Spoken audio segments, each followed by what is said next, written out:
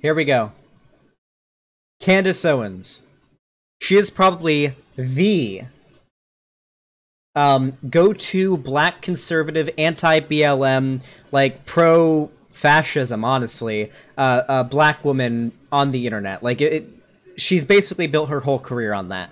And of course, during a time like this, when, you know, Black Lives Matter is a really big deal, everyone's talking about it, everyone's talking about police violence, about the murder of innocent black people or the mistreatment thereof, a lot of people are talking about this. So, of course, the conservative black woman who's built her whole career on being anti-black is going to come out and have a really spicy statement about this, about current events. So she came out with a video. It is called Candice Owens. I do not support George Floyd or Black Lives Matter, and here's why. So let's see why. It's a 10-minute video. It's not too long. Shouldn't be too hard to cover. Let's see what Candice Owens' reasoning is for not supporting George Floyd or Black Lives Matter. What does supporting George Floyd mean?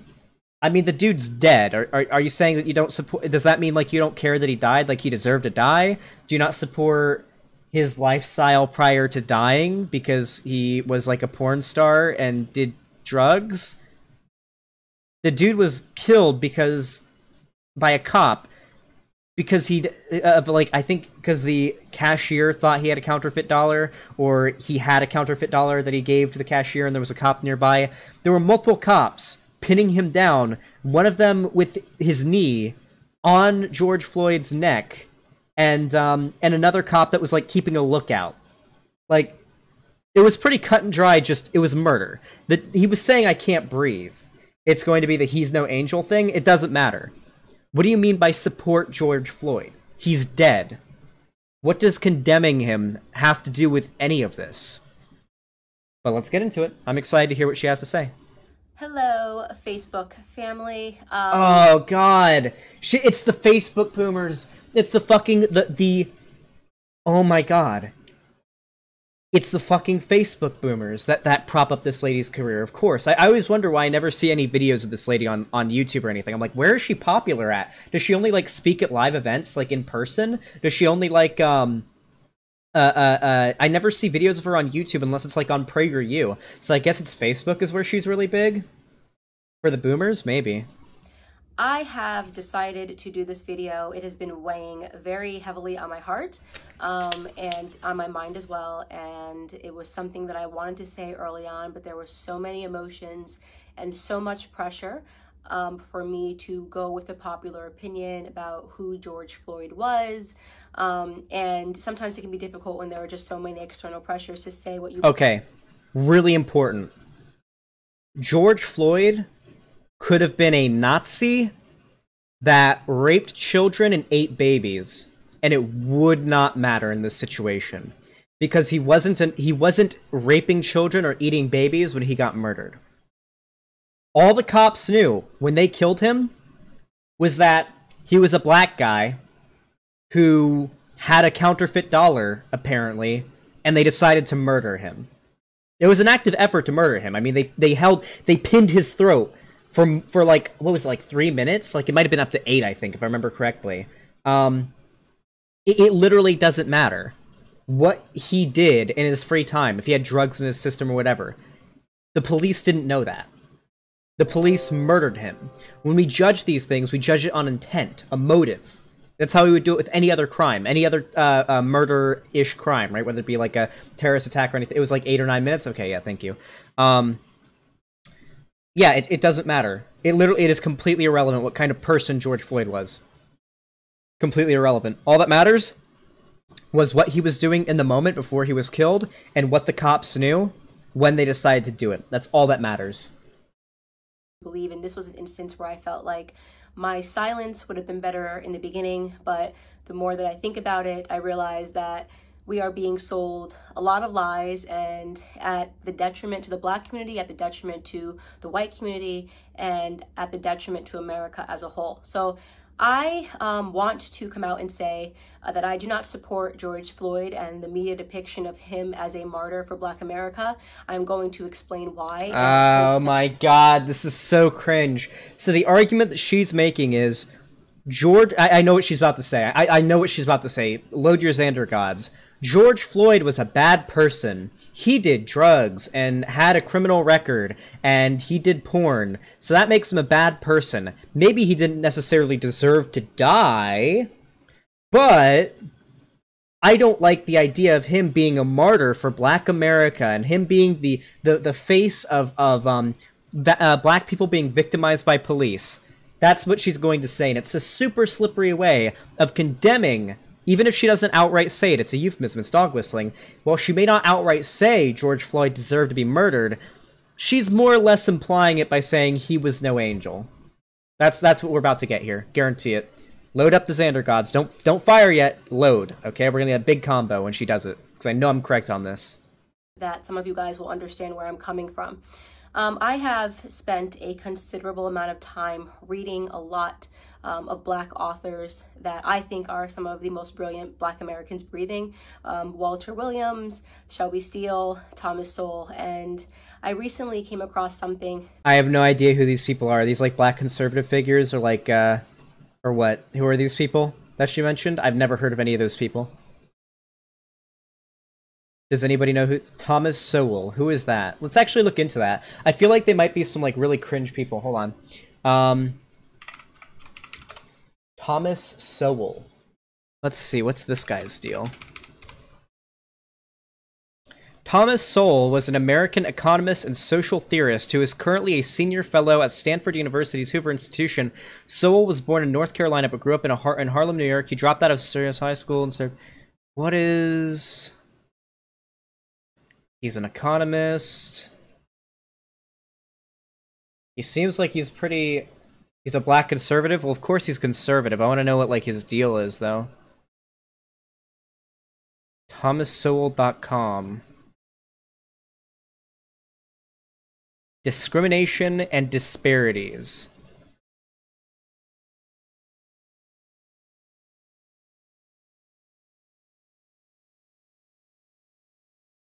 Some readers may be surprised to discover that elementary fallacies provide the basis for many often repeated assertions about the top 10%, the top 1%, or the top 400 highest income recipients.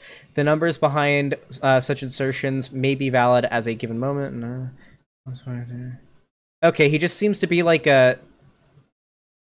Like, kind of a... He's like a rich Black guy, and so he's just kind of like a bootlicker for the police and stuff like that. Okay, alright, yeah, that's fine. That's about what I expected. He's like a Black conservative. That was an idea that was planted into my head by Shelby Steele, and it has been something that I cannot forget. It is something that will stick with me for the rest of my life, and it is something that I hope for the Black Americans that are watching will stick with you for the rest of your life. Shelby Steele said that the Black community is unique from other communities. Our culture is unique from other communities because we are the only community that caters to the bottom denominator of our society. Now, let me explain what that means. It means to say that not every Black American is a criminal, not every Black American is committing crimes, but we are unique in that we are the only people that fight and scream and demand support and justice for the people in our community that are up to no good. You would be hard. No, this isn't true at all. When we talk about justice for those that are up to no good, also, yeah, Xander God, I was right. She's talking about how we're trying to make George Floyd, who was no angel, look like a martyr. We're fighting for yep, I fucking called it. It's exactly what I expected. Okay, so no, that's not what's happening here. So justice for everybody is important. Everybody should have justice done for them, no matter how bad of a person they are, no matter how much you disagree with their lifestyle, right? And it's not just Black people that do this. The reason why Black people, particularly, or people of color broadly speaking, but mostly Black people, are in such a unique position when it comes to those in that demographic that are up to no good being supported is because there's a very specific situation happening to that group at an insanely massive level, way more disproportionately than to other groups. So it's mostly police brutality and systemic racism. No matter if you are even if you are a rich, well-off Black person, it is still in your best interest to speak out about injustice that the poorest and lowest in this country that are black will have to deal with. Even if you're a rich black person, you still are way more likely to get a worse sentence than a white person when you're in court. They've like the studies that have done this, they controlled for income. Even if you're a rich black person, you're more likely to get prosecuted. Now, of course, there's, you have outliers like O.J. Simpson, who had probably one of the best lawyers of all time and got really fucking lucky. But like most of the time, in all of the data that's been shown, even when you control for economics or control for socioeconomic status, black people are way more likely to be harmed by the cops and mistreated, to get it a lot worse than the court system, way like more likely to get a worse sentence for the same crime. Their plea bargains are going to be worse. Like all these things. This is undeniable. This is backed up by the academic community. This is just not something that's debated or disputed. Hard pressed to find, a Jewish person who has spent 5 stints in prison, who commits a crime and dies while committing a crime, and that the Jewish... Is she implying that George Floyd died committing a crime? He had a counterfeit bill. A counterfeit bill. Do we think that... Yeah, I'm pretty sure Candice Owens is a Nazi, right? Didn't she say that Hitler was fine until he left his own country? Yeah, no. Okay. She did say that, by the way. Hold on. Is she implying that he was committing a crime? Didn't he just, happen to have a counterfeit dollar on him? I don't... Listen. I know George Floyd had a criminal record, but I don't think he was behind some sort of counterfeit ring. He had a counterfeit bill. Let's be real here. I don't think he was committing a crime. I don't think accidentally giving somebody a counterfeit bill, which is all we can assume happened, justifies that. Also, even if it was a counterfeit bill, that is not a crime even close to justifying being killed. He wasn't even fighting back. I've gotten counterfeit bills from the bank before. Yeah, it can be really hard to know. You might have a counter bill. Here, where's my wallet? Where is it? Do I have any money in here? I should. I think I have some cash. It is possible that one of these is a counterfeit bill. One of these could be counterfeit. This $5 bill could be counterfeit right now. If I go to the store and I hand this to the cashier, and he looks at it, and he's like, no, that's counterfeit, and there's a cop in there, and the cop comes in, do I deserve to be, tackled by the cop and, have my spine broken, to get, my neck crushed until I die? Because I was committing a crime? That's not what matters. That's not the issue that's going on here. The reason why George Floyd is being seen as a martyr, as you word it, I wouldn't necessarily say it's the case. That is by definition not a martyr, because, well, whatever. The reason why George Floyd is being framed as a martyr is because there has been a long-standing system of racism in this country. It's called systemic racism. And it is a thing. There is no denial about that within the academic community. Only frauds and demagogues deny its existence. This is an issue that's been going on for a long time. And now, it's happening even more than it usually does. Or at the very least, it's happening and it's getting more media coverage. And now, people are coming together, and they are moving behind these figures, behind these people who died unjustly to the police, as a rallying cry. As this could be you. This is injustice happening in America. Jewish people champion and demand justice for. You will be hard-pressed. And yeah, I should say, by the way, this isn't a thing that's happening to Jewish people. That's why you don't see Jewish people doing this, or white people doing this whenever a white person gets killed by the cops, because there's not a system of it. This is happening very specifically to black people, or broadly speaking, people of color in this country, but specifically to black people. This is undeniable. Counterfeit money is common. Once, when I was living in New Jersey, my mom had a counterfeit bill from Rite Aid once that almost went to jail when it was identified as counterfeit at the grocery store. Yeah. Well, hey, but at least she didn't get her neck crushed and she didn't die like George Floyd did. find this in white America. You'll be hard-pressed to find this even in Latino America. If there is a person that is spent multiple times in prison, you are not going to see a bunch of Latinos coming out demanding justice for this person, even if, and I want to be very clear, what I'm saying is not any defense for Derek Chauvin. The reason for that is that police violence and systemic racism is way more represented in the black community than it is for Hispanic people. And do you guys know why? Why is it that despite the fact that there is a pretty large population of Latinos in this country that are in a bad socioeconomic situation, why is it that this is such a black-centered movement? Well, for one, most black people in this country got here because their ancestors were brought to America as slaves. And then their more recent ancestors had to live through segregation and redlining. And so they are way worse off with their economic situation than the poor percentage of Latinos in this country. On top of that, there aren't very many black people in this country who came here through immigration, right? They exist, right? Like, who immigrated from another country. Most, well, I wouldn't say most, but a fair amount of Latinos that came to America came here through immigration. And if you immigrated to America, unless it's like illegally, right? But actually, no, we found that that illegal immigrants actually make more money than native-born workers a lot of the time. They commit less crime, and second-generation ones end up making more money than native-born workers. So that just explains the socioeconomic factors. On top of that, one of the bigger reasons is that many of them come to America as immigrants, and if you come to America as an immigrant and you do it legally, you're probably pretty fucking wealthy.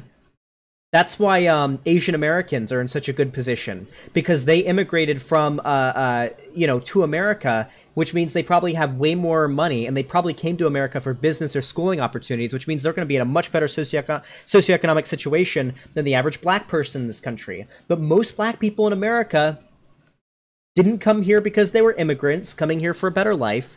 They're here because generations ago, their ancestors were enslaved and brought here against their will, and then, like 60 years ago and before, they were segregated and redlined, so they weren't able to take out loans and own property, except for a very small percentage of them, whose ancestors ended up being Candice Owens, or descendants, I should say. That is why you don't see this issue as represented by the Latino community or like the Hispanic community as you do in the black community. Now, don't get me wrong, Hispanic people do still get it really fucking bad with the police, but this is a very specifically, overwhelmingly hard issue that black people in America have to deal with. That is why you don't see so much of this discussion happening in Hispanic spaces. That would be my guess, at least. Like, just sort of intuitively going off of what I know about socioeconomics in the position of black people and Hispanic people and Asian Americans and white people in this country, how they got here, how they end up in the socioeconomic situations they're in. That is what I would assume, and I'm pretty sure I'm right about that. I would bet my YouTube channel that I'm right about that. I hope Derek Chauvin gets the justice that he deserves to be, implemented upon him, and that the family of George Floyd deserves justice for the way that he died. But I also am not going to accept the narrative that this is the best the black community has to offer. For whatever reason. No one's saying this. Nobody is saying this. She's making this up. She's just pulling this out of her ass. No one is saying that George Floyd... Who is saying that George Floyd is the best the black community has to offer? He was a dude who got murdered by the cops for an unjust reason. Another black guy getting murdered by the cops. Seriously, she is just absolutely pounding on that straw man. You're doing a really good job tearing down that straw man, Candice Owens. It's a really, really weak one you built, but, I mean, good luck for you, I guess. Reason it has become fashionable over the last 5 or 6 years for us to turn criminals into heroes overnight, and it is something that... This isn't happening. No one's saying that George Floyd is a hero.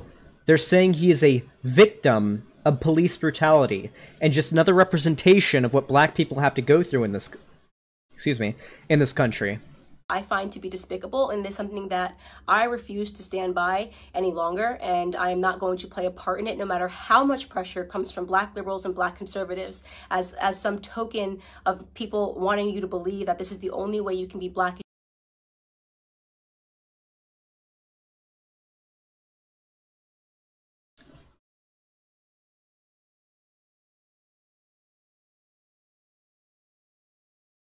Candice Owens talking about tokens. Okay. Because you have to say this was wrong and that this, this person was amazing. I won't do that. George Floyd was not an amazing person. And as soon as this video, wait, how do you know? You didn't know the dude. He could have been fucking awesome. He could have been the dude that when you have no one else to help you out and you need to move, he comes and he helps you move your shit when you've got work the next morning. You don't know that. You don't know that George Floyd wasn't a cool dude. Sure, he had a criminal record, but from what I understand, he didn't have any violent crimes on his record, did he? He had like possession, distribution, I think, of drugs. Like, I don't think he had any violent crimes on his record, if I'm not wrong. Did he? Does anyone in chat know? I don't believe he had violent crimes on his record, but I'm not 1,000,000,000% sure on that. Does anybody here know? Does anyone know if he had any violent crimes on his record? Supposedly holding a gun to a pregnant woman. Oh, okay. Didn't he kid rap somebody? I don't know. I don't know. But that's irrelevant to this. Nobody's talking about how he was like a good person or anything like that. It's completely irrelevant to this. No one's making this argument. People are saying that he is another example of a Black person being killed for basically no reason, and they're using this as a starting point for a massive movement. And right now there are still protests happening across the country about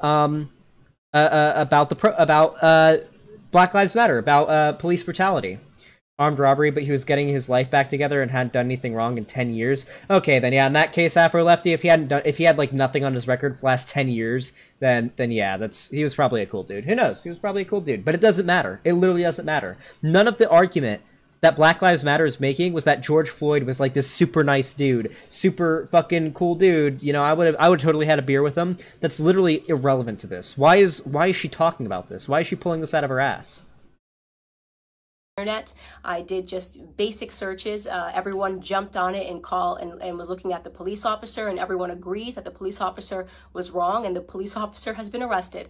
So that is not the reason I'm not discussing that, is because that is not something that has been Yes, but most of the time the police officer isn't arrested. There's a massive trend of when a cop does something like this, just getting paid leave or temporary suspension or just getting fired for murdering somebody.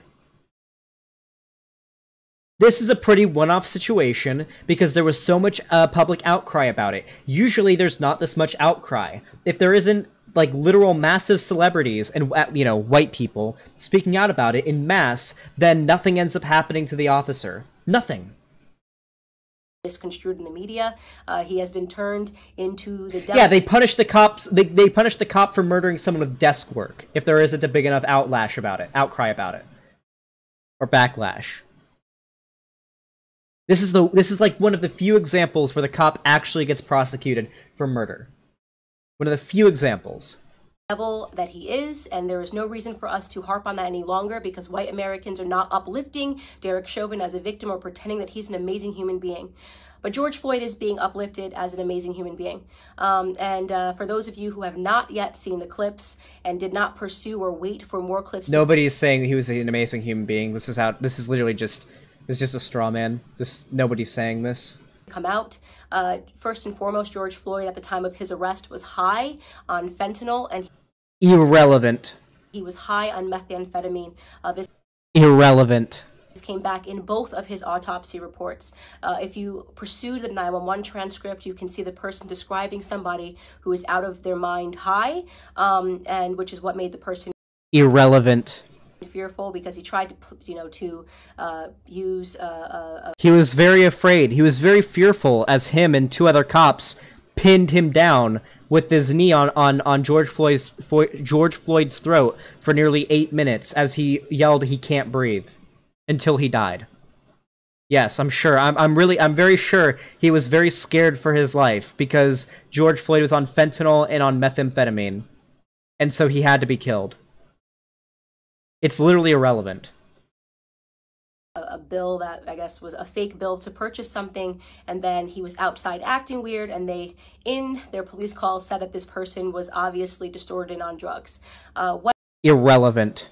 When he is put into handcuffs and is put against the wall, a baggie of what looks to be like cocaine or it's white. It's a white baggie that. Well, he was high on fentanyl. It was probably fentanyl. Isn't fentanyl white? I'm pretty sure fentanyl is white. This is irrelevant, but yeah, I mean it was probably fentanyl. I mean, if he was high on fentanyl, then it was probably fentanyl. Isn't fentanyl still legal? This is legal though, isn't it? Yeah, this is completely irrelevant, by the way. Like literally completely irrelevant. But isn't fentanyl is legal, isn't it? In most of America? Xander Hall's a good boy that's never done drugs. True, I've never done drugs, but I've seen a lot of fucking drugs, dude. Listen, I grew up in the methamphetamine capital of Florida, okay?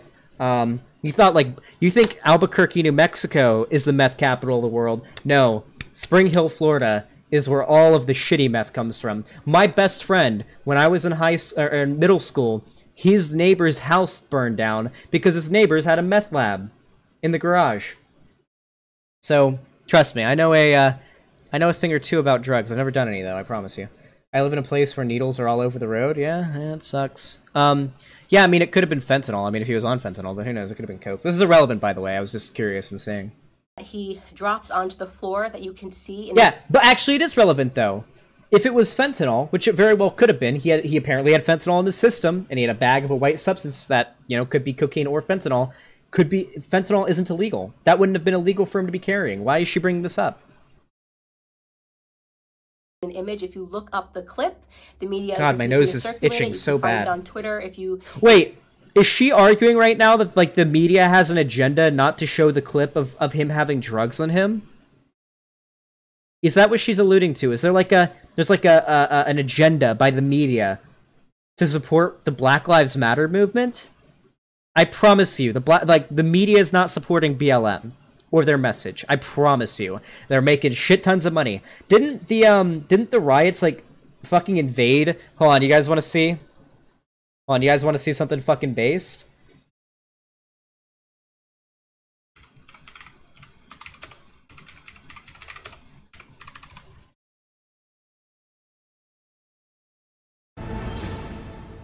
Fox News alert, protests growing tonight outside the White House this evening. There's a live look outside the front gates. We're told that there's a lockdown in effect, meaning that people who are there, reporters, are so uniting. It should be bringing us all together. That's right. And now it feels like so much. Where's the video of them destroying the CNN studio? Over the last hour, crowd. We see arms flying. Attention right now. Here it is. We're going to get to Hope Ford and make sure that she's okay and bring you more updates if we can try. Listen. They destroyed a fucking CNN studio, alright? So, or headquarters. It was their headquarters. They broke all the windows and shit. So, I don't think the media, the left-wing media, is supporting BLM, okay? I promise you. If you use DuckDuckGo and look up George Floyd baggie, you can watch the clip yourself with your Who the fuck uses DuckDuckGo? What kind of boomer shit is that? What the fuck? own eyes. He had drugs on him at the time of his arrest. Now, barring all of that, nobody thinks that he should have died during this arrest, but what I find despicable to be is that everyone is pretending that this man lived a heroic lifestyle when he didn't, and I want to talk about what his lifestyle was. Literally, is she just gonna go on about how he was a criminal now?